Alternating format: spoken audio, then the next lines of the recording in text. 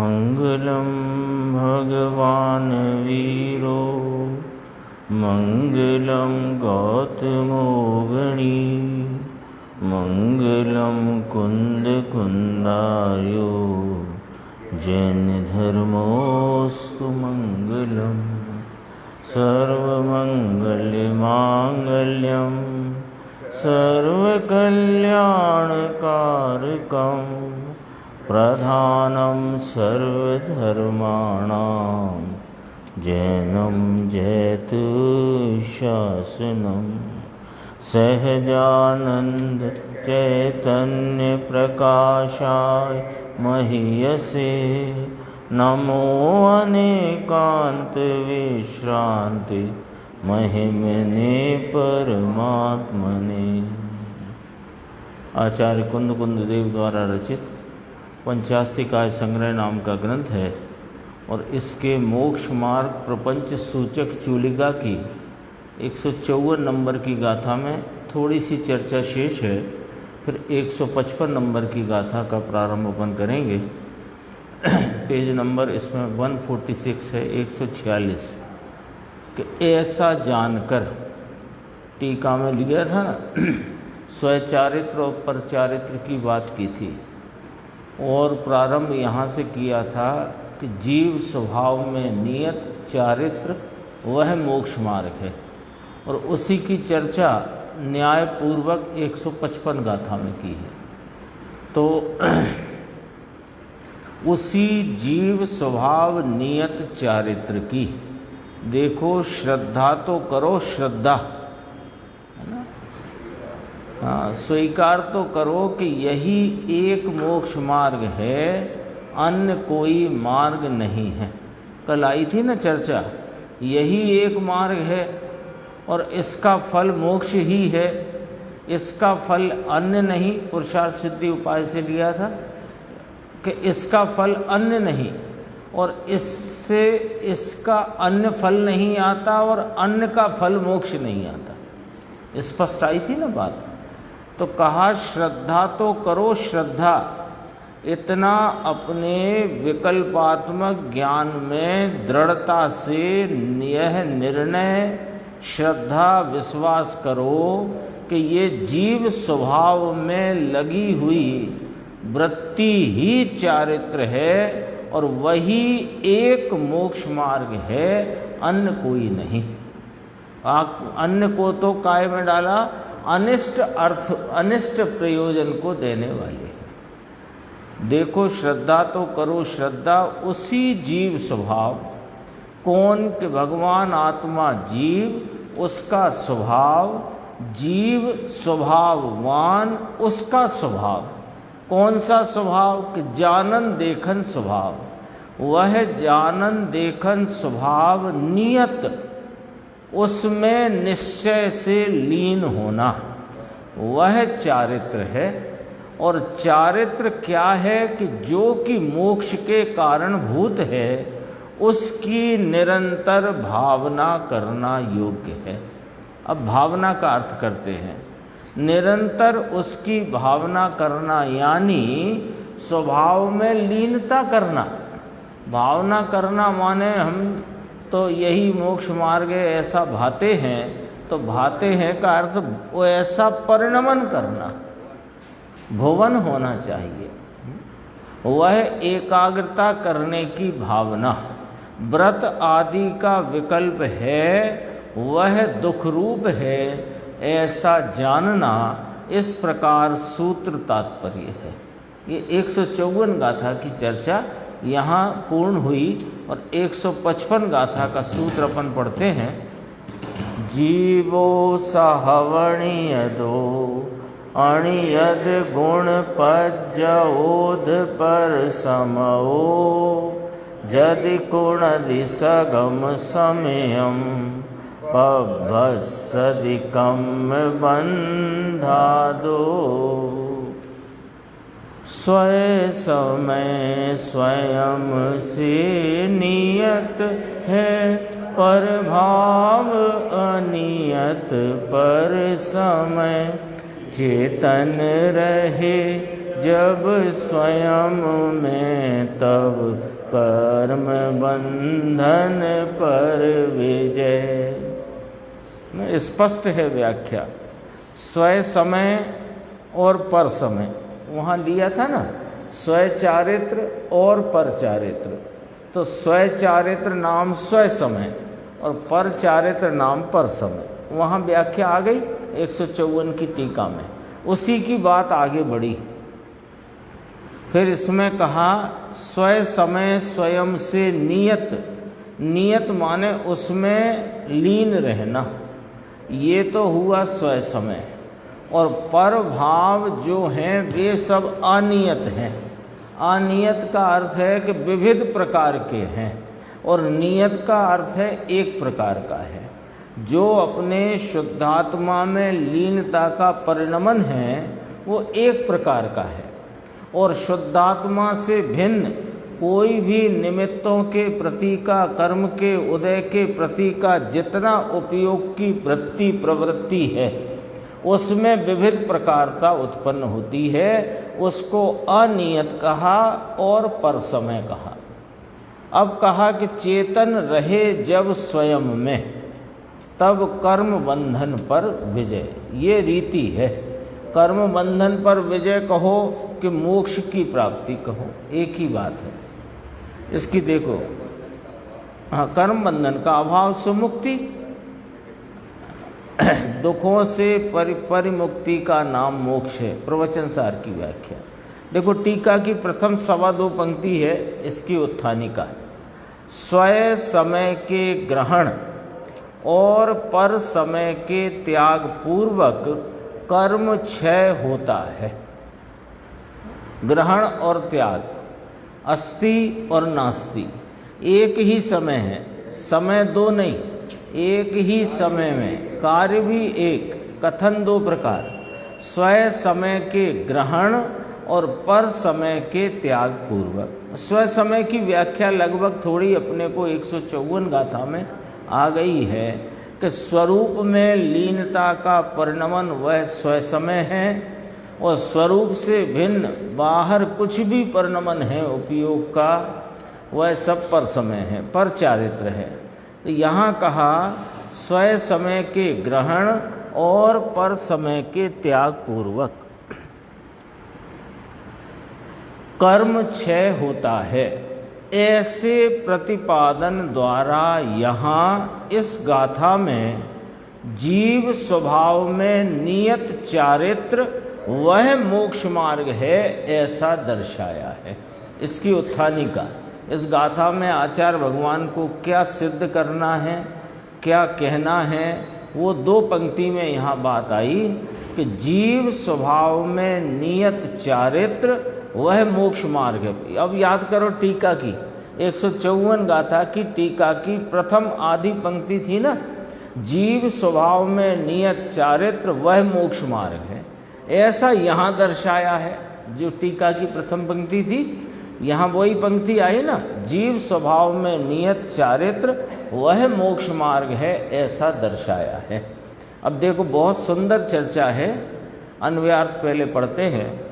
जीव द्रव्य अपेक्षा से स्वभाव नियत होने पर भी, अब नियत का अर्थ लेना एक रूपता वाला, एक प्रकार का, और अनियत का अर्थ है विविध रूपता वाला, विविध प्रकार का। इसमें फुटनोट भी है, आगे दिया है देखो।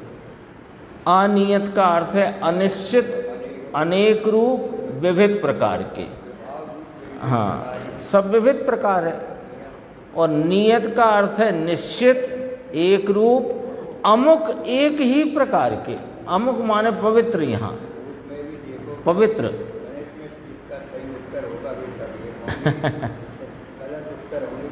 हाँ, देखो यहाँ तो ये कहा। अब बड़ी गंभीर चर्चा यहाँ पर आचार्य कुंद देव कहते हैं कि ये जो जीव है इसको द्रव्य स्वभाव से देखो तो ये तो स्वभाव में नियत ही है, निगोद में रहे, है ना, 2 इंद्री, 3 इंद्री, 4 इंद्री, 5 इंद्री, असंगी संगी कैसा ही रहे, देव नरक त्रियंच मनुष्य कहीं रहे, है ना, मिथ्या दृष्टि रहे भले, अथवा सम्यक दृष्टि रहे अथवा सिद्ध हो जाए, वह द्रव्य अपेक्षा से तो स्वभाव में नियत ही है। स्वभाव में, क्योंकि उसका स्वभाव नियत, स्वभाव बदलता नहीं, तो स्वभाव अपेक्षा और स्वभाववान द्रव्य की अपेक्षा वह नियत ही है। फिर आगे लिया, ये तो द्रव्य स्वभाव से तो नियत है, इसको रख लो।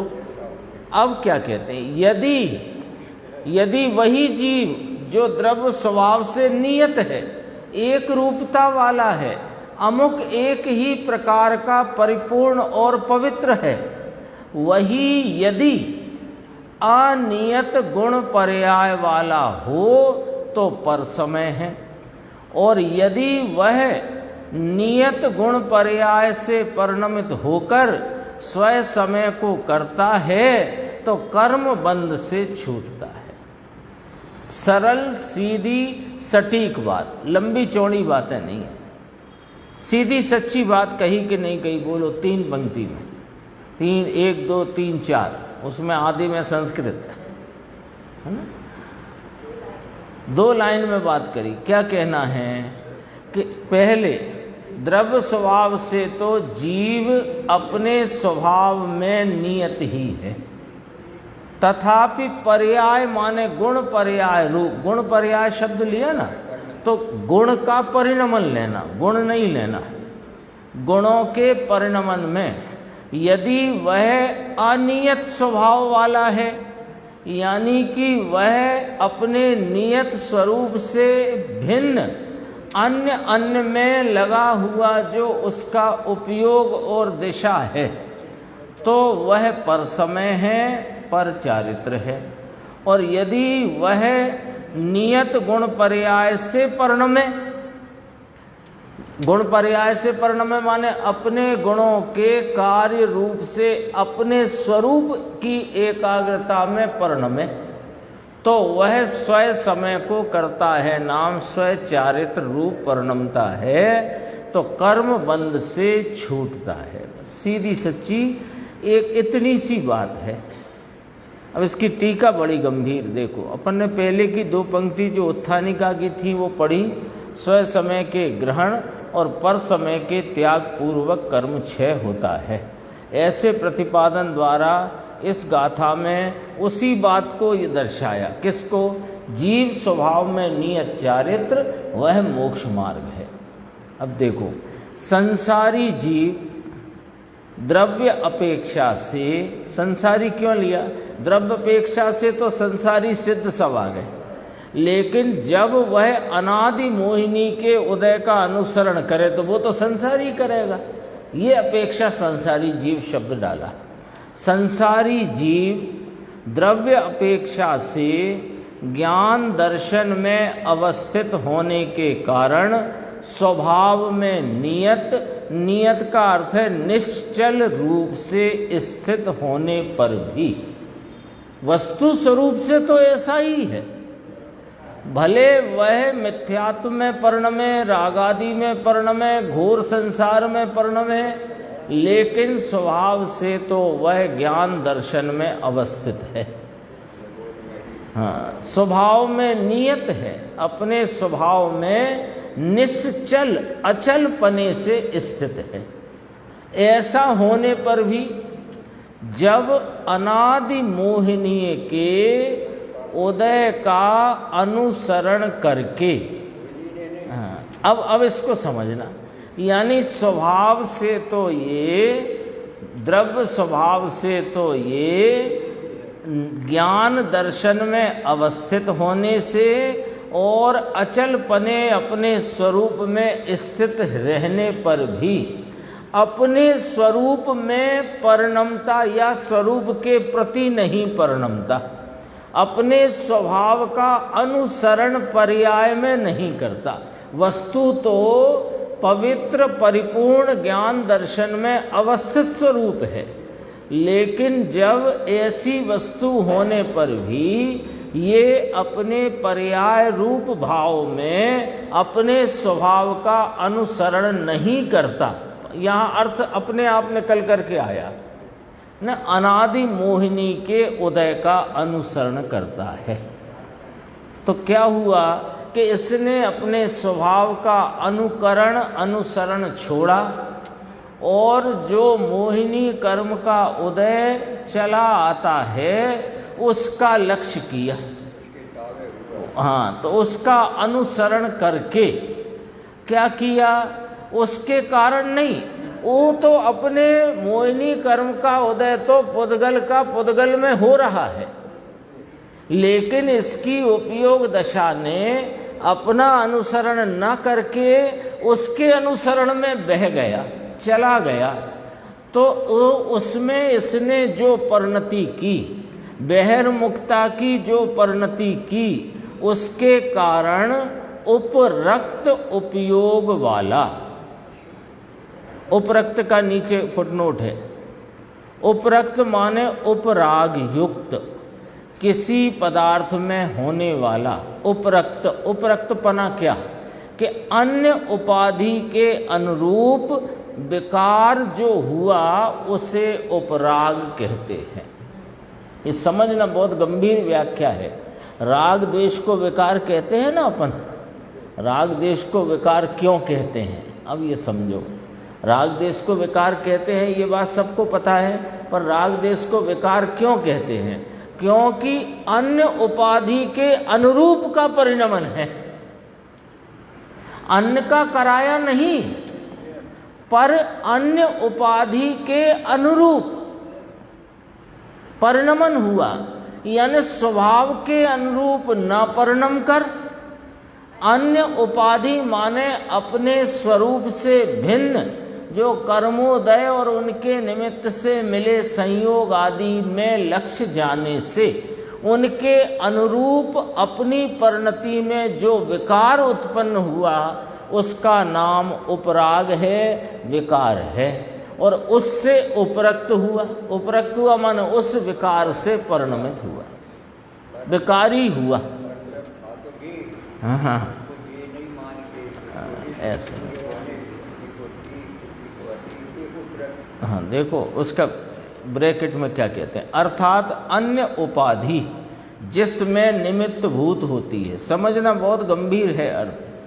अन्य उपाधि में क्या आया कि अपने ज्ञान दर्शन चैतन्य स्वभाव से अतिरिक्त जो कुछ भी कर्मोदय की अवस्थाएं अथवा अन्य संयोग रूप पदार्थों की अवस्थाएं वे सब उपाधि हैं, और उपाधि उसमें निमित्तभूत हुई, और निमित्तभूत काय में हुई, जीव की परिणति में, परिणमित विकृति में।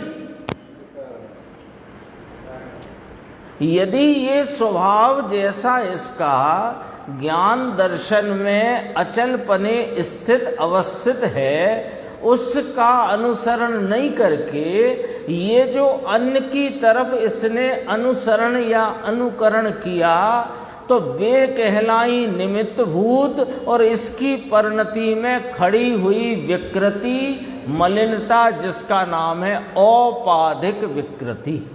औपाधिक नाम क्यों पड़ गया कि उसमें उपाधि का निमित्त है, इसलिए एक एक शब्द कीमती है आचार्य भगवान का। औपाधिक, और ये इसको क्या कहा, निरूपाधिक, अपने स्वभाव के अनुसरण में परिणमने वाला अतीन्द्रिय आनंद, वीतरागता, शांति का परिणमन वह निरूपाधिक है, और विकृति का, अशुद्धता का, मलिनता का परिणमन वह औपाधिक है। ये इतने का अर्थ किया जो ऊपर शब्द आया था। देखो अनादि मोहिनी के उदय का अनुसरण करके, यानी स्वभाव का अनुसरण छोड़कर, परिणति करने के कारण माने पर्याय में परिणमित हुआ होने के कारण उपरक्त उपयोग वाला यानी अशुद्ध उपयोग वाला होता है। तब क्या होता है कि तब स्वयं भावों का विश्व रूपपना, अनेक रूपपना ग्रहण किया होने के कारण उसे जो अनियत गुण पर्याय पना होता है वह पर समय है, अर्थात पर चारित्र है। सरल है व्याख्या, सरल है और सटीक है, सीधी सीधी बात है, उलझन कुछ है नहीं, सीधी बात है। अपने स्वभाव का अनुसरण छोड़ा तो पर के अनुसरण में गया, पर में यहाँ इंगित किया कि दर्शन मोहिनी किया, उदय का अनुसरण किया, तो उसने उससे क्या हुआ कि उपाधि जिसमें निमित्त हुई ऐसी विकृति मलिनता का भाव से आप परिणमित हुआ, तो उस अशुद्ध उपयोग से परिणमा तो स्वयं भावों के विश्वरूपपने को ग्रहण किया, यानी अनेक प्रकार के रागादि भावों से परिणमित हुआ। अब उसमें क्या हुआ कि अनियत गुण पर्यायपना हुआ। यदि स्वभाव में रक्त होता तो नियत गुण पर्यायपना, नाम स्वय समय, नाम स्वय चारित्र, और पर में जो रक्त हुआ, पर में जो लीन हुआ, तो उसमें खड़ा हुआ अनियत गुण पर्याय, है ना। गुरुदेव ने इसमें लिया कि ये नियत अनियत शब्द आए ना, जीव के परिणति में होने वाली नियत अनियत, तो लोग इसमें क्रमबद्ध को घटाने लग गए। ऐसा ये विषय ही नहीं है यहाँ पर। यहाँ तो स्वभाव और स्वभाव के अनुरूप परिणमन दो को नियत लिया। स्वभाव नियत है और स्वभाव के अनुरूप परिणमन, स्वभाव में लीनता का परिणमन वह नियत है, क्योंकि वो एक प्रकार का है। और स्वभाव को छोड़कर जो दिशा बाहर को गई उपयोग की, तो वहाँ अनियतपना है, अनेक प्रकारपना है, विविध प्रकारपना है, मलिनता है, विकृति है, विकार है, उपराग है। सब शब्द आ गए ना इसमें, देखो। हाँ, वो अलग लिया है, नियत अनियत, वहाँ अलग व्याख्या है। यहाँ नियत और अनियत का अर्थ घटाया कि स्वभाव नियत है। पहले यहाँ से ले, द्रव्य स्वभाव से प्रत्येक जीव अपने ज्ञान दर्शन में अवस्थित होने से नियत है। नियत अर्थात एक ही प्रकार का है, और उसके अनुरूप जो परिणति है वो भी पवित्र, निर्मल, शांति और आनंद रूप एक प्रकार की है। एक सिद्ध का आनंद अलग प्रकार का, दूसरे सिद्ध का आनंद अलग प्रकार का, ऐसा नहीं है ना। जबकि एक ही गुलाब जामुन आप खाओ और ये खाएं और मैं खाऊं, तो अलग अलग प्रकार की कल्पनाएं करी, उसमें विविध रूपता पड़ेगी।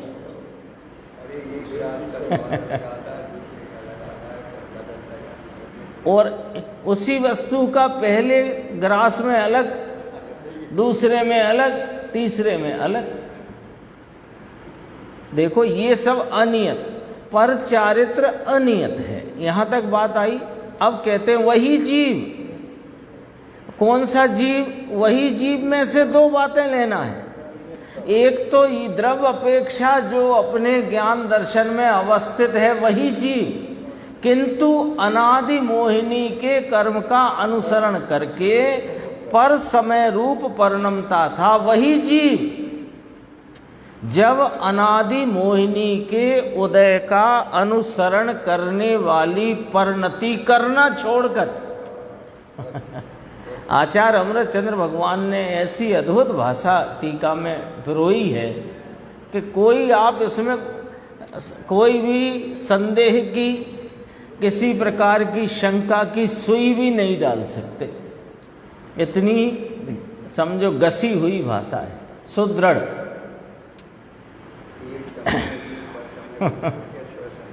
देखो, जब अनादि मोहिनी के उदय का अनुसरण करने वाली परिणति करना छोड़कर अत्यंत शुद्ध उपयोग वाला होता है। देखो अब दोनों को मिलाओ जरा ऐसे कि जीव तो वही का वही, ऊपर लिखो कि अपने ज्ञान दर्शन में अवस्थित ऐसे द्रव्य स्वभाव से देखने पर एक सरखा दिखाई देने वाला वह जीव, जब, अब एक कॉलम खींचो, जब अनादि मोहिनी के उदय का अनुसरण करके उसके अनुसरण वाली परिणति करता हुआ उपरक्त उपयोग वाला नाम अशुद्ध उपयोग वाला होता है, तब वह पर समय है, पर चारित्र में प्रवर्त है। अब इधर की लाइन में आ जाओ, वही जीव, वो ऊपर लिखा है उससे मत भूलना, वो द्रव्य स्वभाव से अपने ज्ञान दर्शन में अवस्थित, वही जीव जब अनादि मोहिनी के उदय का अनुसरण करने वाली परिणति को छोड़कर अत्यंत शुद्ध उपयोग वाला होता है, तो उसके नियत गुण पर्यायपना है और स्वयं समय अर्थात स्वयं चारित्र है। नहीं, कितनी सरल सीधी व्याख्या है। किसी, अब बताओ इसमें किसकी जरूरत बताई गई? स्वयं ऐसा ज्ञान दर्शन में अवस्थित, निश्चल पने अवस्थित, वही जब इधर को दौड़ता है तो कर्म बंद करता है, और स्वरूप की तरफ दौड़ता है तो कर्म क्षय करता है। बस इतनी सी बात है। बोलो, हो गया हिसाब किताब। आश्रम बंद का अभाव होता है, संबंध निर्जरा का परिणमन होता है, मोक्ष की प्राप्ति होती, हो गए 7 तत्व का हिसाब किताब बराबर। इतनी सी चर्चा में गंभीर हैं ये गाथाएं, 154 से लेकर के 173 तक। देखो, एक रूप पना ग्रहण किया होने के कारण उसे जो नियत गुण पर्याय पना होता है वह स्वयं समय अर्थात स्वयं चारित्र है। अब क्या कहना है कि वास्तव में यदि किसी भी प्रकार किसी भी बिना, है ना, अय कथमपि मृत्वा, मर कर के भी लिया ना समय सार कलश में, किसी भी प्रकार सम्यक ज्ञान ज्योति प्रकट करके जीव पर समय को छोड़कर स्वयं समय को ग्रहण करता है तो कर्म बंध से अवश्य छूटता है। लो घोषणा, ऐलान, सर्वज्ञ देव का ऐलान है कि भाई तू थक गया क्या संसार में भटकते भटकते? भटकते भटकते थक गया हो तो 2 घड़ी अपने स्वरूप के नजदीक जा, तो तेरे कर्म बंध से अवश्य छुटकारा होगा, इस संसार से नियम से छूटेगा। और किसकी घोषणा है? कोई आली दुआली की नहीं, 3 लोक के नाथ सर्वज्ञ परमात्मा की घोषणा है।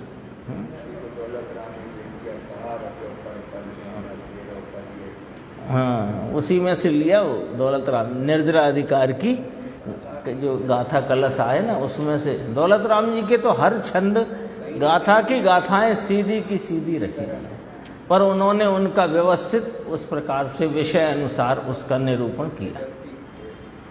देखो, इसलिए वास्तव में अब ब्रैकेट में जो लिखा है वो अपने को होता है कि नहीं होता, ये बताओ। लिखा, ब्रैकेट में लिखा दिख रहा है, ऐसा निश्चित होता है कि। तो ये जो सब चर्चा आपके समझ में आई, आपको इसमें कोई आशंका यदि नहीं है तो फिर निश्चित होना चाहिए, और यदि आशंका है तो आशंका बताओ। ऐसा निश्चित होता है कि जीव स्वभाव में नियत चारित्र वह मोक्ष मार्ग है, जो 154 गाथा की टीका की प्रथम पंक्ति में थी बात। देखो, अभी गुरुदेव का अपन व्याख्यान देखते हैं, 149 पेज है, जहाँ पहला प्रश्न आया मुमुक्षु का। हाँ साहब, नियत का अर्थ विभाव लेना क्या? कि नहीं, नियत का अर्थ स्वभाव है। अभी अपन ने तो बात की ना, बोर्ड पे भी लिखा अपन ने, अपना जो स्वभाव है उसे नियत चारित्र कहा और राग को अनियत कहा। देखो, इस पैराग्राफ में अपने को पूरी गाथा के मंतव्य अभिप्राय की दिशा मिलेगी। कहाँ है ना, यहाँ दिशा मिलेगी, और फिर उसका विस्तार से अपने को अर्थ गुरुदेव समझाएंगे। यहाँ से अपने को फ्रेम पकड़ना है, किस दिशा में ये चर्चा चलती है। देखो, अपना जो स्वभाव है उसे नियत चारित्र कहा और राग को अनियत कहा। स्वभाव नहीं परंतु विभाव है, यहाँ ऐसी बात है ना। स्वभाव नहीं परंतु जो तुम विभाव कह रहे हो, तो उस पर से गुरुदेव को याद आया कि यहाँ अनियत कहा तो कोई कहे कि ये अक्रमबद्ध की बात करी, सो ऐसी बात यहाँ है ही नहीं। अरे कौन कोई पूछे परंतु किसे पूछे, जो चलता हो वह चलता है। गुण की पर्याय, गुण पर्याय लिया ना, नियत गुण पर्याय वाला, अनियत गुण पर्याय। तो गुण की पर्याय, गुण की पर्याय गुण नहीं लेना, गुण पर्याय शब्द से गुण नहीं लेना, गुण की पर्याय ये लेना, क्योंकि गुण तो त्रिकाली में गए, वे तो नियत हैं, वे तो पवित्र हैं, वे तो परिपूर्ण हैं। गुण की पर्याय, तो विभाव तो भैया पर्याय में होता है। तो गुण की पर्याय यदि अनियत गुण पर्याय वाला हो, गुण की पर्याय, चारित्र गुण की विपरीत पर्याय, विकारी पर्याय, उसे अनियत गुण पर्याय कहने में आता है। यहाँ नियत अनियत का अर्थ क्रमबद्ध अक्रमबद्ध मत लगाना है।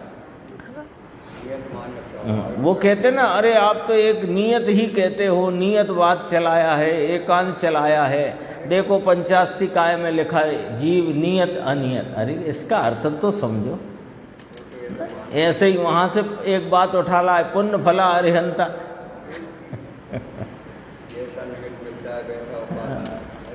सब अपने शिथिलाचार, अपनी विपरीत मान्यता और संसार में भटकने की होनहार के कारण ये सब इस प्रकार का समझो फुदड़ी बात चलाया है। समझ में आ गया, लेकिन हाँ, सोनगढ़ का विरोध करना है, अथवा तो जो हम जिस मार्ग पे चल रहे हैं उसको ही हमें सच्चा सिद्ध करना, भले खुद गड्ढे में कूद रहे हैं।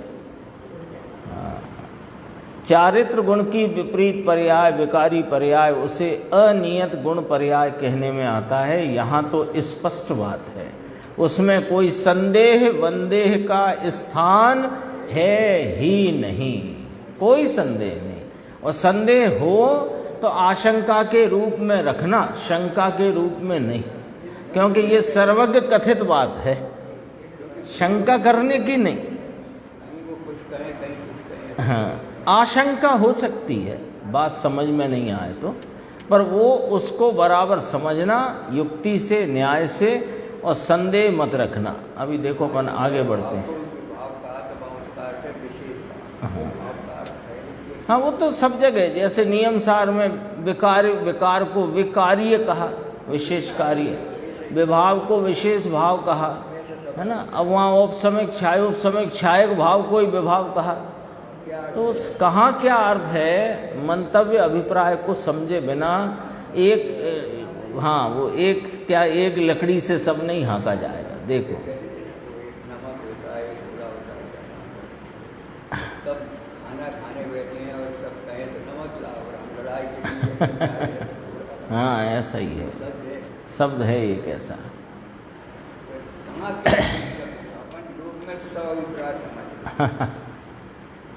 अभी देखो यहाँ से टीका की अपन बात देखते हैं कि स्वयं समय के ग्रहण, पेज नंबर 150, स्वयं समय के ग्रहण यानी भगवान आत्मा ज्ञान दर्शन स्वभाव का ग्रहण, अर्थात एकाग्रता। एक लाइन में समझो पूरी बात। स्वयं समय का ग्रहण और पर समय का त्याग, उससे ही कर्म क्षय होता है। ये पंक्ति आई ना उत्थानिका में, तो उसका अर्थ समझना कि स्वयं समय का ग्रहण नाम क्या, कि भगवान आत्मा ज्ञान दर्शन स्वभाव का ग्रहण। ग्रहण कैसे होता है कि एकाग्रता से। और पर समय का त्याग यानी विकल्प जो व्रतादि का राग है उसके त्याग पूर्वक कर्म क्षय होता है। ये कहता है व्रतादि से कर्म क्षय होता है। और यहाँ आचार्य परमात्मा सर्वज्ञ देव फरमाते हैं कि व्रतादि के राग के त्याग पूर्वक कर्म क्षय होता है। ऐसा कोई इसके लिए न्याय है कि हाँ है ना, व्रतादि राग रूप भाव है कि वीतरागता का भाव है?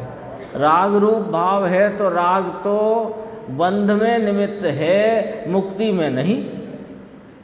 तो राग के निमित्त से बंध होता है, मुक्ति नहीं। और वह मलिन है, निर्मल नहीं, तो उसके त्याग पूर्वक कर्म क्षय होता है। राग से व्रत से भी कर्म क्षय होता है और स्वभाव की स्थिरता चारित्र से भी कर्म क्षय होता है, ऐसा नहीं है। ये प्रकरण कौन सा चल रहा है मालूम है? मोक्ष मार्ग प्रपंच नाम विस्तार माने, और उसके साथ शब्द है सूचक, यानी मोक्ष मार्ग के विस्तार की सूचना के अधिकार में चूलिका की बात चलती है। यानी जो कहा जा चुका है अथवा नहीं कहा गया है वह सब यहाँ कहा जाएगा। चूलिका देखो, धूल भी नहीं होता। 5 महाव्रत के परिणाम से कर्म क्षय धूल भी नहीं होता। धूल भी नहीं होता माने किंचित भी नहीं होता, बंद होता है। अपने पंडित धन्नालाल जी थे ना ग्वालियर वाले, उन्हें याद किया। धन्नालाल जी, व्रत में थोड़ा कर्म क्षय होता है और स्थिरता में बहुत कर्म क्षय होता है, ऐसा है क्या? ये भी एक वो आता है ना, वो एक कौन सा छेड़ाला, ज्ञानी के त्रिगुप्ति, ज्ञानी के छिन्माय त्रिगुप्ति ते सहज टरे जी। तो है ना, कोटि जन्म तप तपे ज्ञान बिन कर्म झरे जी, ज्ञानी के छिन्माय त्रिगुप्ति ते सहज टरे थे। ऐसा लिया ना, तो उसमें से क्या अर्थ निकाला कि देखो उसमें थोड़ा होता है व्रतादि में और स्वरूप लीनता में बहुत होता है। ऐसा नहीं है। ये तो तुम मानते हो और तप तपते हुए कर्म क्षय हो जाएंगे, तो तुमसे कहते हैं कि तुम करोड़ों जन्मों तक तपते रहना, कुछ नहीं होगा। और ज्ञान स्वरूप का आलम्बन लेते क्षण भर में ही त्रिगुप्ति नाम मन वचन काय से गुप्त होकर स्वरूप की गुप्तता में वह क्षण मात्र में ही कर्मों की निर्जरा हो जाती है। ये वाला पॉइंट है। तो ये पंडित जी को थोड़ा इंगित किया धन्नालाल जी साहब को। व्रत में थोड़ा कर्म क्षय होता है और स्थिरता में बहुत कर्म क्षय होता है, ऐसा है क्या? सुनो भाई, ये तो व्रत तो बंध का कारण है। कब? सदैव सदैव। और सबको, अज्ञानी को रखो बंध का कारण, ज्ञानी को तो मत रखो बंध का कारण। अरे ज्ञानी को तो जो निर्बंधता का मार्ग है वह निर्बंध का कारण है, लेकिन साथ में अभी जितना भी राग शेष है वो बंध का ही कारण है, जगपंथ है।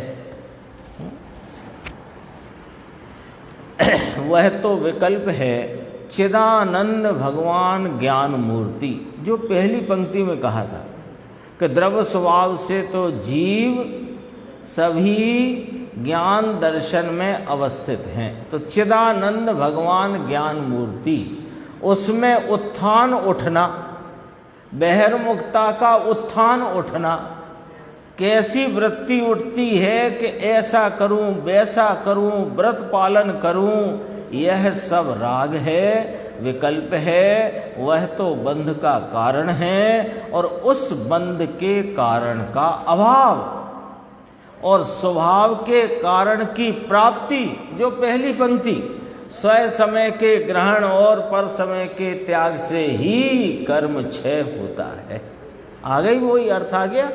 बंध के कारण का अभाव, स्वभाव के कारण की प्राप्ति, वह कर्म के क्षय का कारण है। अरे परंतु गजब, पूछा कि दोनों एक साथ होते हैं कि हाँ, एक समय में ही दोनों ग्रहण त्याग हैं। देखो अब बहुत अच्छी चर्चा है 151 पे जो गुरुदेव ने उत्तर दिया ना, बताया ना भगवान आत्मा स्वभाव स्वरूप है, उसके बाद की पंक्ति देखो, जानन देखन जानन देखन, ज्ञाता दृष्टा उसका असली अविनाशी कायम स्वभाव।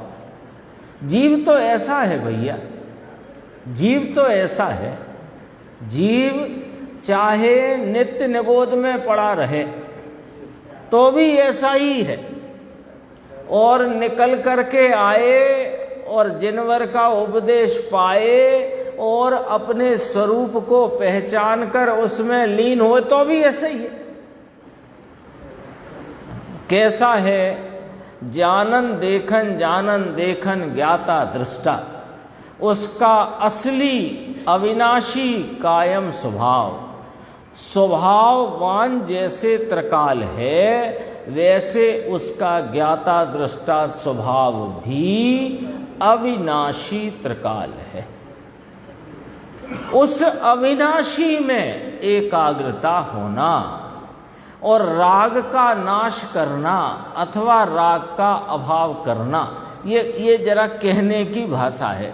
राग का नाश करना, राग का अभाव करना, फिर एक और भाषा कि राग के अभाव रूप परिणमना, वो थोड़ी अब ये परिष्कृत हो गई। देखो भाषा, पहले कहा राग का नाश करना, है ना, फिर थोड़ा परिष्कृत किया उसे, राग का अभाव करना, फिर थोड़ा और परिष्कृत किया कि राग के अभाव रूप परिणमना, फिर और एकदम परिष्कृत किया, राग का अभाव रूप परिणम ही जाएगा यदि स्वभाव की अस्थि रूप परिणमेगा।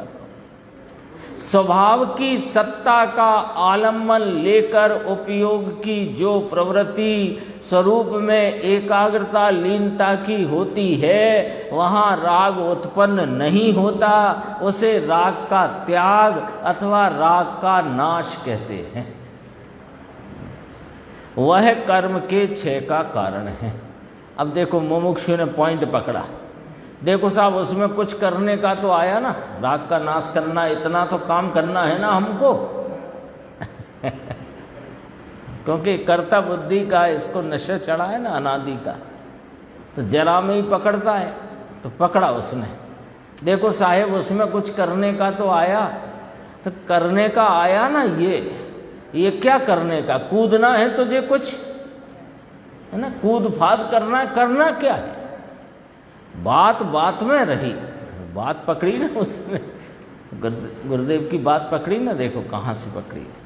राग का नाश करना, यद्यपि गुरुदेव ने पहले ही कहा था उस अविनाशी में एकाग्रता होना, इसी का नाम राग का नाश करना है। तो कहने में आया स्वयं समय का ग्रहण, पर समय का त्याग। तो करना आया ना, तो क्या कूदना है तुझे कुछ? बात बात में रही, बात कहाँ यहाँ आती है? बात आत्मा कहाँ करता है? बात तो जड़ है, भाषा है ना, तो भाषा तो जड़ है। आगरा के एक पंडित का लिया कि बढ़िया है साहब, इनका तो करने धरने का कुछ है नहीं और मौज करो, मस्त रहो। सच्ची बात है, मस्त रहो। मस्त रहने का ही ये धर्म है। अपने स्वभाव की अस्थि की मस्ती में मस्त रहेगा तो सर्व कर्मों का क्षय होकर, परिणति में से मलिनता का अभाव होकर, पर पर्याय में पूर्ण निर्मलता का आविर्भाव होगा। वहाँ पर उसका उत्पाद होगा, उत्पत्ति। मस्त ही रहना है। हाँ, ऐसा ही है। यहाँ तो कहते हैं कि स्वयं समय का ग्रहण, भगवान आत्मा, अरे प्रभु ऐसा समय मिला। थोड़ी देखना, बात गंभीर है। यहाँ गुरुदेव अपने को अत्यंत करुणा से जगाते हैं, है ना। कई बार ऐसा हो जाता है कि अपने को सुनने का लग गया, मान लो एक सिस्टम, हाँ व्यसन तो क्या कहें सिस्टम लग गया, सिस्टम। उस सिस्टम में अपन आ गए और उस सिस्टम से सुन लिया, उस सिस्टम से सुनते जा रहे हैं। हाँ, अब वो व्यसन शब्द जरा टेढ़ा मेढ़ा सा लगता है तो वास्तव में वही जो शब्द कहा, लेकिन अपन उसे सिस्टम कह दो। अब वो एक सिस्टम में फिट हो गया। सुबह उठना है, स्नान ध्यान करके भगवान के दर्शन करना है, स्वाध्याय का समय हो जाता है, स्वाध्याय सुनना है, सीडी प्रवचन सुनना है, फिर शाम को सुनना है, घर में थोड़ा बहुत पढ़ना है, घंटे 2 घंटे 4 घंटे जो जिसको। तो ये सिस्टम में आ गया। भैया ये सिस्टम में बने रहोगे तो ये ठीक है कि तुम्हें सत्यता का अवबोध होगा, लेकिन उस सत्यता को स्वीकार करने का काम तो तुम्हें करना ही पड़ेगा ना। निर्णय करके उस निर्णय का अनुसरण तो करना पड़ेगा ना। जो तुम अभी अनादि दर्शन मोहिनी के उदय का अनुसरण करते आ रहे हो, उसे छोड़कर स्वभाव का अनुसरण तो करना पड़ेगा ना। इतना तो तुम्हें जागृति चाहिए ना। वो वाली बात यहाँ बहुत गंभीर कही। देखो, अरे प्रभु ऐसा समय मिला, कैसा समय कि आर्य देश, मनुष्य भव, जैन कुल और उसमें दिगंबर धर्म, और उस दिगंबर धर्म में सच्ची बात यानी आचार्य परमात्मा सर्वज्ञ भगवान की कथनी का मर्म सुनाने वाले अपने को उपदेश भी मिला और थोड़ी सुनने की जिज्ञासा भी हो गई, है ना। अपन कई बार कहते हैं ये एक भव का पुण्य नहीं है, अनंत भवों का पुण्य संचित होकर एक साथ उदय में आया। तब ये कोई ऐसा बना, ये अम्बानी जितने हैं उनका पुण्य अपने पुण्य के आगे राई रत्ती भी नहीं है। सच्चाई तो ये। तो पापानुबंधी। हाँ, दिखता तो हमें बहुत बाह्य में बहुत तामझाम है, लेकिन वो पुण्य किसी काम का नहीं है ना। करोड़ों हों, अरबों हों, खरबों हों और पद्म महापद्म नील महानील जितनी संख्या आप जानते हो उतनी समझ लेना। वो कोई ये पुण्य अब फलित हुआ है, इस पुण्य से बड़ा कोई पुण्य नहीं है जो अभी फलित हुआ। हाँ, लेकिन इसमें इस गफलत में रह गए कि हम तो प्रतिदिन देव दर्शन मिलते हैं, 2-2 3-3 घंटे स्वाध्याय मिलती है और हमारे को उसमें मन भी लग जाता है। तो इस गफलत में मत रहना, ऐसी आंखें मिच जाएंगी, चला जाएगा कहीं। जब तक निर्णय नहीं, खूब सुनो, अच्छा है। और सुनने से संस्कार पड़ता है। ऐसी जो तुम्हारी अवधारणा है तो उसको सुधारो। संस्कार सुनने से नहीं पड़ता। सुन करके जो स्वरूप के प्रति तेरी महिमा का जो उत्थान है, जो अंतरंग में महिमा की जो बढ़वारी है, उसमें संस्कार पड़ता है, सुनने से थोड़ी पड़ता है। अरे कोई कहीं मदद नहीं करेगा, कोई नहीं करता मदद।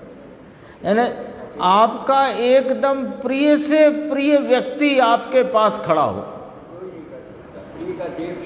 कि आपके 15 मिनट भूखे रहने पर जिसको वो खुद बेचैन हो जाता हो आपके भूखे रहने से, वो भी कुछ नहीं कर सकता।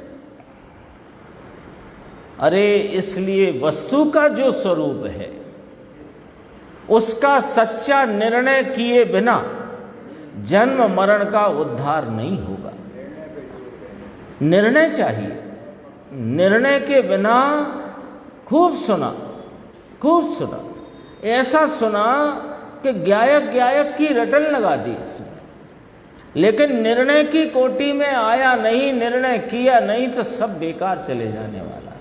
क्यों कि एक परमाणु के, ये बुद्धि है ना, बुद्धि, ये सब पौद्गलिक है व्यवस्था। क्षयोपशम का उघाड़ योग्यता प्रमाण है और उसमें ये बुद्धि जो अपन कहते हैं एक परमाणु के फिरते चली जाती है और कई प्रसंग आपने देखे होंगे, आपके ख्याल में होंगे। हाँ, ऐसे ऐसे चीज़ें, ऐसे ऐसे लोग परिचय में हैं। अपने बेटे को नहीं पिटा। अरे सब पढ़ा, सब पढ़ा, समय सार, प्रवचन सार, नियम सार अच्छे से पढ़ा। गुरुदेव के बोल भी नोट किए, बहन श्री के बोल नोट किए और बुद्धि फिर गई। और दूसरा केस भी सुन लो कि यदि निर्णय की कोटि तक आकर के निर्णय की दृढ़ता, रुचि की प्रगाढ़ता बन गई और कदाचित अंतिम सांस आने को है और वहां तेरा वह निर्णय के प्रति अनुसरण हो गया तो समाधि लेकर समाधि हो जाएगी, या बोधि समाधि, बोधि की प्राप्ति हो जाएगी। कोई बड़ी बात नहीं है, लेकिन निर्णय के प्रति क्षण सावधान होना है। जैसे निर्णय दो कितने होते हैं, क्या तुम 1 करोड़ देती हैं 5? निर्णय पक्का चाहिए, बिल्कुल दृढ़ता से चाहिए। देखो निर्णय की बात है जो आज शुरू हुई थी ना, कि स्वयं समय के ग्रहण और पर समय के त्याग द्वारा ही कर्म क्षय होता है, ऐसा श्रद्धा में तो लाओ।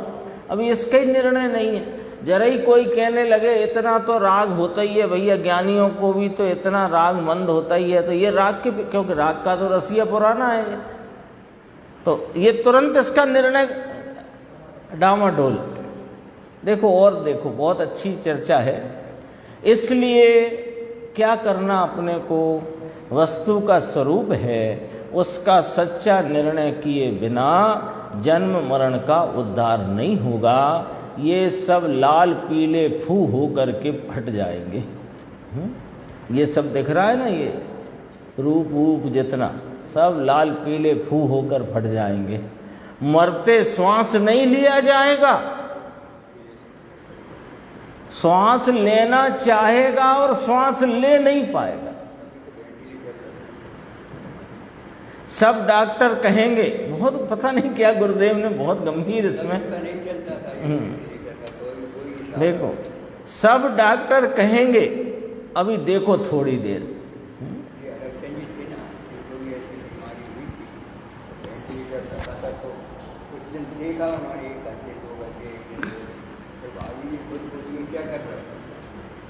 हाँ तो ऐसा ही होता है। डॉक्टर खुद ही फरमाते हैं कि देखो भैया जो इलाज हो सकता था अपन ने कर लिया, अब आप तो थोड़ी देर देख लो। अब जो न कुछ दूसरे शब्दों में कहने लगते हैं कि अब तो आप हाँ घर ले जाओ, भगवान से प्रार्थना करो, यूँ करो यूँ करो। वो सब उनकी समझो कि अब वो समय पूरा होगा तो डॉक्टर भी क्या करेंगे। देखो देखो अर्थात अभी निपट जाएगा ये, डॉक्टर ये कहते हैं ना देखो अब क्या होता है, तो मतलब उनने कह दिया है कि अभी निपट जाएगा ये, अभी दोनों ओर इंजेक्शन लगाना है। ऐसा डॉक्टर कहे ना, बहुत इंजेक्शन लगाए हों, फिर बहू कहे अभी अब रहने दो, थोड़ी देर देखो क्या होता है ना। ये बात भी जरा समझना। वो बहू नाम लिया, उसमें सबको शामिल कर दो, घर के घर के लोग भी कहने लगते हैं अब ठीक है, अब जो है सो ठीक है। देखो इसलिए क्या अभी निकट जाएगा, हाय हाय। अरे देह और आत्मा भिन्न हैं, उसे कहाँ कुछ खबर नहीं। इस देह को क्या खबर है, ये तो मिट्टी का पिंड है और भगवान चैतन्य स्वरूप है, दोनों चीज़ें भिन्न हैं। तो देह और आत्मा की भिन्नता को पहचान कर, और आत्मा देह से तो भिन्न है ही, पर देह आदि के प्रति जो लक्ष्य जाने से उत्पन्न होता हुआ जो राग द्वेष का औपाधिक विकारी विकृति का मलिनता का भाव है, उससे भी यह तीनों काल भिन्न है। और उस राग को जानता वेदता जो एक समय का ज्ञान परिणाम है, उससे भी ये त्रिकाली ज्ञायक सदा काल भिन्न है। ऐसा वस्तु तत्व का निर्णय करके अपने उस निर्णय के द्वारा इस चैतन्य परमात्मा की इतनी महिमा आनी चाहिए कि उसके आगे कोई दूसरी चीज की महिमा भाषित ही ना हो, उसको कहते महिमा। और महिमा के उत्थान में, महिमा की बढ़वारी में जो रुचि की प्रगाढ़ता रही, तो वीर्य स्वतः ही वो वहाँ रुचि का अनुसरण करता हुआ इस चैतन्य परमात्मा की तरफ उपयोग ढल जाएगा और तेरे जन्म मरण का अंत आ जाएगा। यहाँ तक अपनी चर्चा आई, शेष अपन आगे की बात।